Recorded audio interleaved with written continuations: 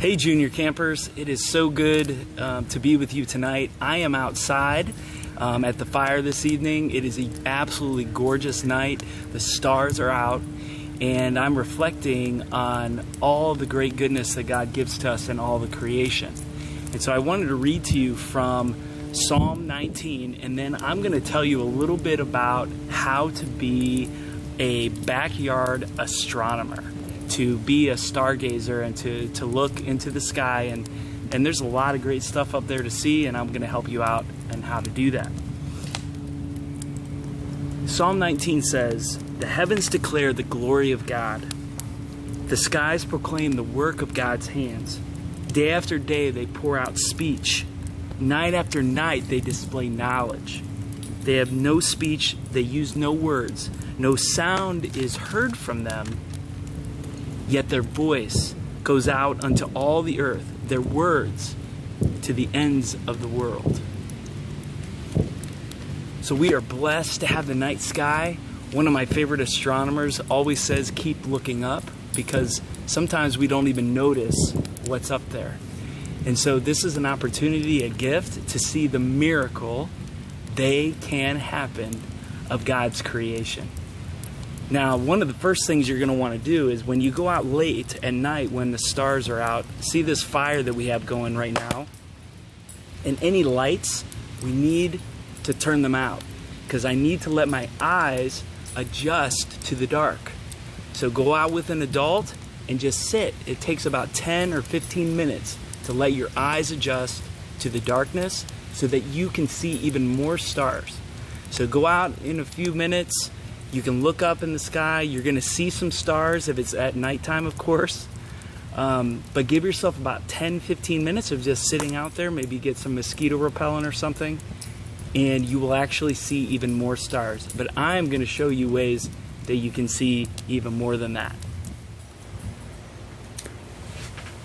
Okay, so Junior Campers, you're outside. Your eyes have already adjusted. You're looking at the stars. It's really stunning, especially if you go out on a clear night. There are some things that you can use to enhance your ability to see the stars, to enhance your ability to see the planets. Yes, so many nights there actually will be planets for you to see up there.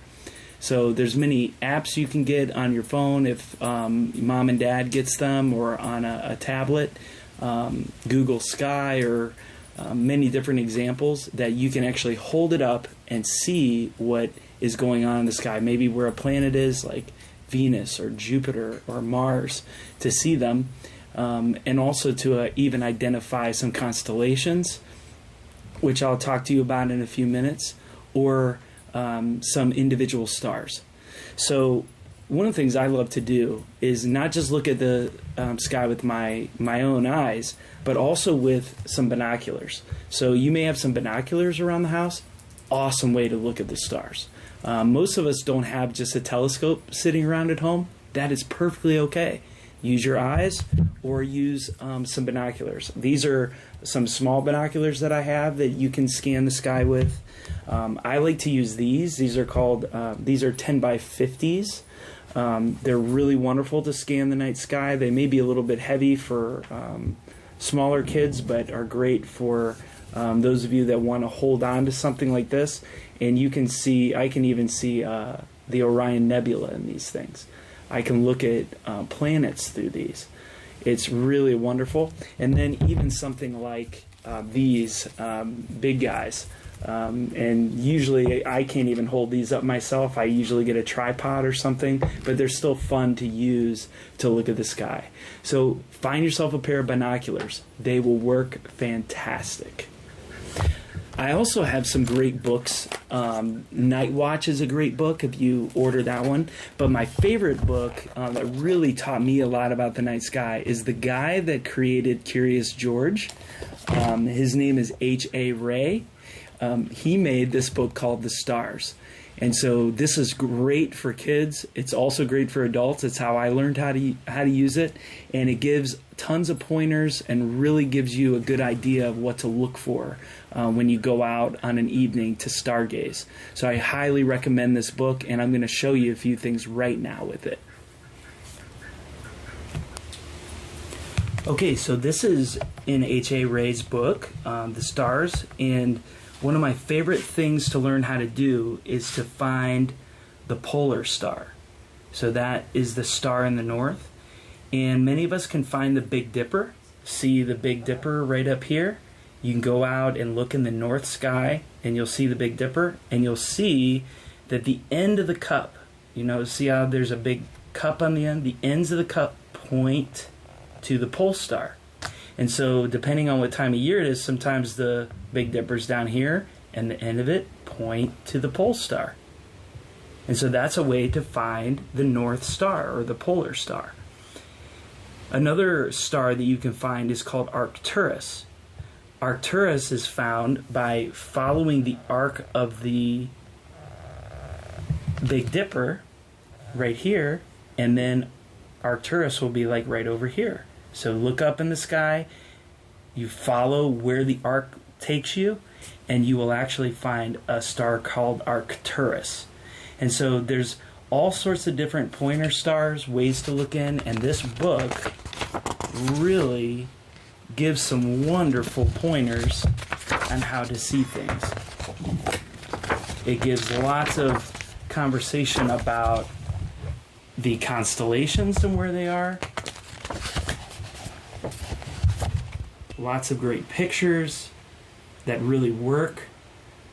Sometimes the old versions of the constellations were hard to see, but these offer wonderful pictures, so you can try to find them in the sky. I love to do that. So that's H.A. Ray's book, and go outside, find the Big Dipper, and then find the pole star. See if you can do it. The pole star is not as bright as you think. It's not the brightest star in the sky. It's not even close to that. So it's a little bit hard to see, but the end of the cup points right at it. Hi, my name is CJ, and for my whole life I've been interested in physics and astronomy and all this stuff, and so the stars are really, really cool, the stuff you guys have been hearing about. Just the sheer size and heat of these things is ridiculous. Take our sun, for example. It's over 1 million times larger than our Earth, which is absolutely crazy, and it's just a medium-sized star, so just think about how the big ones are. Like, it's pretty mind-blowing. Also, like, the surface of the sun is 9,000 degrees, and the center of it is 27 million degrees. I don't know how that works, but I wouldn't want to get close to it personally.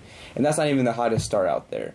So it's just some pretty cool, mind-blowing stuff, and not something that we encounter in our everyday life, obviously. Have you been touching stars recently? Probably not.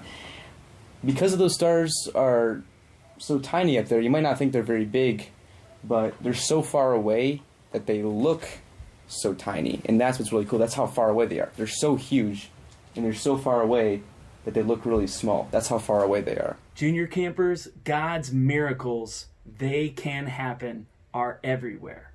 All around you during the daytime, but don't forget that all around you during the nighttime as well.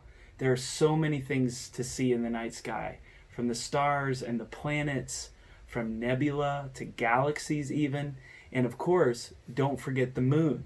Go out and look at the moon. Look at the moon through some binoculars or just with your naked eye. It's a wonderful thing to do. Please remember to go out with an adult, take some mosquito repellent, make sure that you give your eyes a chance to adjust. It really makes a big difference. So just enjoy it. Let it be a meditation, let it be a prayer, let it be an adventure. Whatever it means to you, it's just a wonderful thing to do on a beautiful and clear night. So may God bless you and keep you. May you find beauty in the skies as you look above. And remember that God loves you, and God asks you to keep learning, keep growing, and keep being the person that God has called you to be. So enjoy yourself and keep your eyes on the skies.